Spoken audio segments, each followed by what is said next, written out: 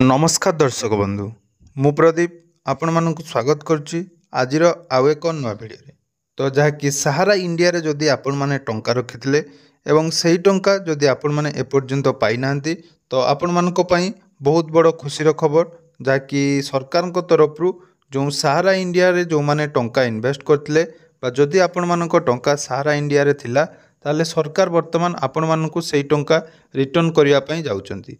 तो केमिति आपण माने से टंका पाइबे एवं कौन रही अपडेट आसतु आज भिडियो रे से विषय रे संपूर्ण डिटेल्स जानिबा।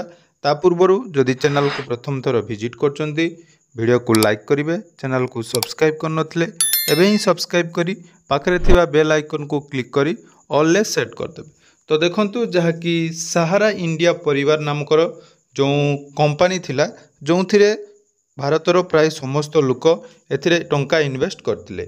आपण माने मध्य निहाती एही स्कीम रे टंका इन्वेस्ट करथिबे एवं एही टंका जाकी चिटफंड टंका भली जाकी सरकार तरफ वर्तमान आपण मानकु रिटर्न करा जिवारो जाकी बंदोबस्त करा जायतिला। तो सहारा इंडिया जेहेतु सहारा इंडिया रे सरकार शेयर थिला बा सरकार मध्य एथिरे जाकी आपण मानक टंका को भल रिटर्न दवा पई आपण माने एथिरे टंका इन्वेस्ट करथिले। तेणु सरकार तरफ वर्तमान एक बड़ पदक्षेप निया जायछि। तो सहारा इंडिया रे जो माने भी टंका रखिछंती सेमानकु टंका रिफंड मिलिबो। तो कौन रही अपडेट एवं एने मंत्री को कौन प्रतिक्रिया रही आसंतु जानिबा।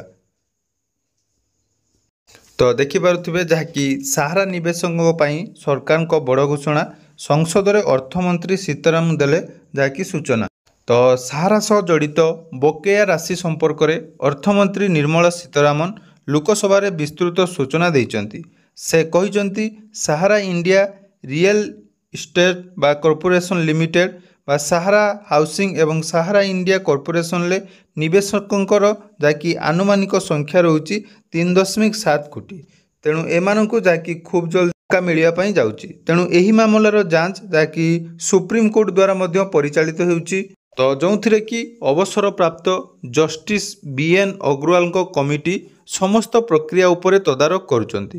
तेणु अर्थमंत्री सूचना देइछंती जे 138.07 कोटी टंका मूल्यर जो दाबी जारी करा जायथिबा बेले निवेशकों मूड 25,781 कोटी टंका जहाँकि प्रदान करा जिबा पई व्यवस्था अछि। तो जानिथिबे जहाँकि सहारा इंडिया रो रिफंड पई आपण माने जो ऑनलाइन ले बा रजिस्ट्रेशन करथिले तो सेथि मध्यरु जहाँकि वर्तमान 25,718 कोटी टंका सरकार प्रदान करिया पई बाकी रखिचंती। तो सेहीपरि सहारा भारतर 18टी संपत्ति संलग्न होईची एवं समवाय मंत्रालय गठन पर 1.21 कोटी दाबी ग्रहण करा जायछि। सेथि मध्यरु 374 कोटी टंका जहाँकि जारी करा जायछि। तेणु मोती एग्रो कोऑपरेटिव रे 1.25 कोटी दाबी ग्रहण करा जायछि एवं 1021 कोटी टंका फेरस्त मध्य जारी करा जायछि। तेणु ऑनलाइन पोर्टाल को जाई जो माने भी दाबी पंजीकरण करथिले बा पंजीकरण करिया पई निवेशकों को निवेदन करिसेंती जहा द्वारा सेमानकु ठीक समय रे टंका प्रदान करा जाई पारिबो। तेणु अर्थमंत्री कहिसेंती आमे 3 थर जनसाधारण को आवेदन करिचु एवं पुणी थरे कहूचु जो माने सहारा टंका विनियोग करिसेंती सेमाने कागज पत्र आनी सेमानक टंका नियंतु।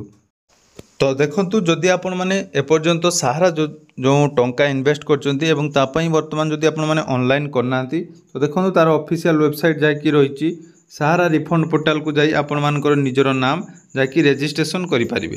तेणु जो माने भी सहारा इंडिया रे टंका इन्वेस्ट करथिले सेही निवेशकों मानक पई खूब जल्दी जाकी सहारा तरफ निज टंका बा केंद्र सरकार से टंका आपण मानक खूब जल्दी देबे। तेणु जो माने आवेदन करनांती पाखरे थिबा सीएससी सेंटर को जाई जाकी सहारा इंडिया टंका जाई आपण माने ऑनलाइन रजिस्ट्रेशन करि पारिबे एवं खूब जल्दी आपण मानक सेही टंका मिलिया पई जाउची। तेणु यह थिला आजिर छोट अपडेट। तो आशा करुच्ची भिडियोटी आपण मानकु निहाती भल लागिथिबो। तो भिडियोटी भल लागिथिले चैनल को सब्सक्राइब करिया को जमारे भूलिबेनी एवं आपण माने कोन डिस्ट्रिक्ट रु भिडियो देखुचंती ता निहाती कमेंट सेक्शन ले जणाइबे। धन्यवाद।